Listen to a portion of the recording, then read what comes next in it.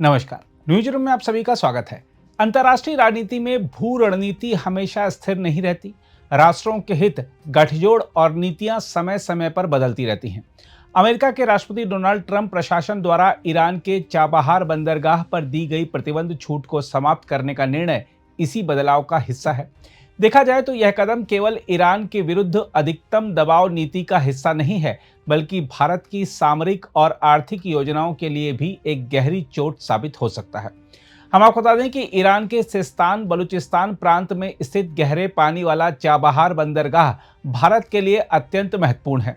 यह भारत के पश्चिमी तट के सबसे नजदीकी ईरानी बंदरगाह होने के साथ साथ पाकिस्तान के ग्वादर बंदरगाह, जहां चीन भारी निवेश कर चुका है, उसका प्रतिपक्ष भी है।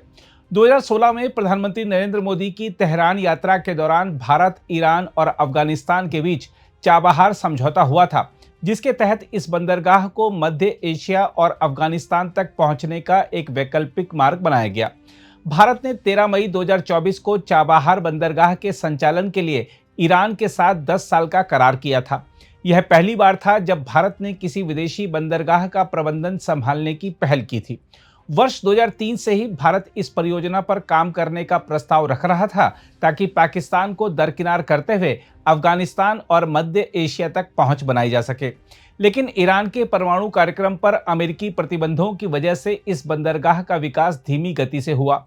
इस पूरे प्रोजेक्ट के तहत अंतर्राष्ट्रीय उत्तर दक्षिण परिवहन गलियारा यानी INSTC नामक एक सड़क और रेल परियोजना भी बनाई जानी है।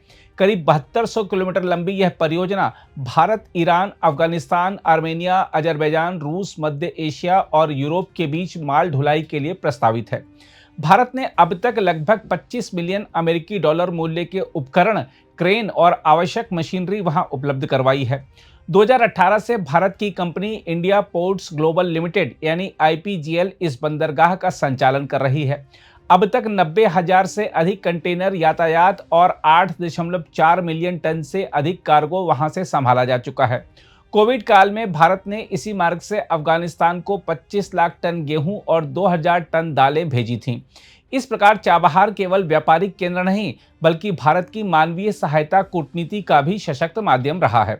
हम आपको याद दिला दें कि अमेरिका ने 2018 में इस परियोजना को प्रतिबंधों से छूट दी थी, ताकि अफगानिस्तान को राहत और विकास कार्यों में मदद मिल सके। किंतु अब ट्रंप प्रशासन ने यह छूट समाप्त कर दी है। 29 सितंबर 2025 से यह छूट हट जाएगी और इस बंदरगाह से जुड़े किसी भी लेन देन पर IFCA के तहत प्रतिबंध लागू हो सकते हैं। अमेरिकी विदेश विभाग के प्रमुख उप प्रवक्ता थॉमस पिगॉट ने कहा है कि विदेश मंत्री ने 2018 में अफगानिस्तान पुनर्निर्माण और आर्थिक विकास के लिए दी गई प्रतिबंध छूट को वापस ले लिया है। यह प्रतिबंध 29 सितंबर से प्रभावी होंगे। इसके बाद चाबहार बंदरगाह का संचालन करने वाले या संबंधित गतिविधियों में शामिल लोग प्रतिबंधों के दायरे में आ सकते हैं। अमेरिका के इस निर्णय से भारत पर पड़ने वाले प्रभावों की चर्चा करें तो आपको बता दें कि चाबहार भारत के लिए अफगानिस्तान और मध्य एशिया तक पहुंच का सबसे सुरक्षित और कारगर विकल्प था। पाकिस्तान की असहयोगी नीति के चलते भारत वहां सीधी सड़क और रेल मार्ग से नहीं पहुंच सकता।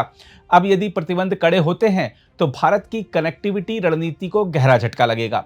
इसके अलावा चीन पहले ही पाकिस्तान के ग्वादर बंदरगाह को विकसित कर चुका है और चीन पाकिस्तान आर्थिक गलियारा के जरिए उसे मध्य एशिया से जोड़ रहा है। यदि भारत चाबहार में पिछड़ता है तो यह सीधे चीन और पाकिस्तान के लिए भू रणनीतिक लाभ साबित होगा।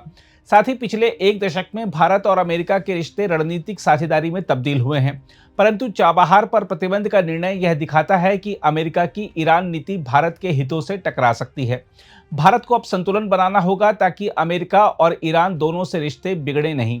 देखा जाए तो भारत के लिए चाबहार केवल एक बंदरगाह नहीं, बल्कि रणनीतिक विमर्श का केंद्र भी है। यह उत्तर दक्षिण परिवहन गलियारा का भी अहम हिस्सा है, जो भारत को रूस और यूरोप तक पहुंचाने की क्षमता रखता है।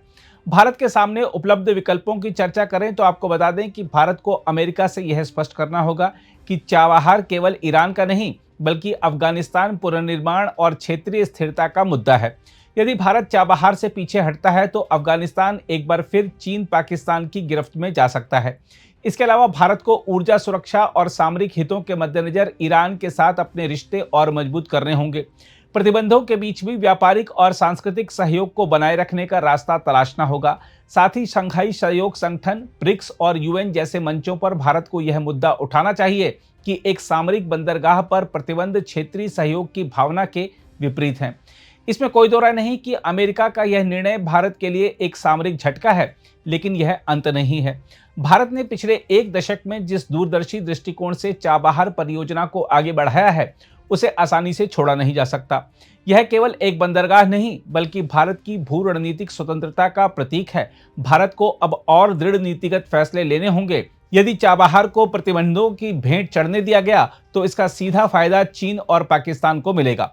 लेकिन यदि भारत कूटनीति और सामरिक चातुर्य का इस्तेमाल कर इस चुनौती का सामना करता है तो यह संकट अवसर में भी बदल सकता है। कहा जा सकता है कि चाबहार बंदरगाह केवल ईरान की जमीन पर नहीं, बल्कि भारत की सामरिक साख पर भी टिका हुआ है। अगर आप भी लेना चाहते हैं देश दुनिया की तमाम जानकारी तो आज ही सब्सक्राइब करें हमारे चैनल को। साथ ही नीचे दिए बेल आइकन को जरूर दबाएं ताकि हर अपडेट आप तक पहुंच सके।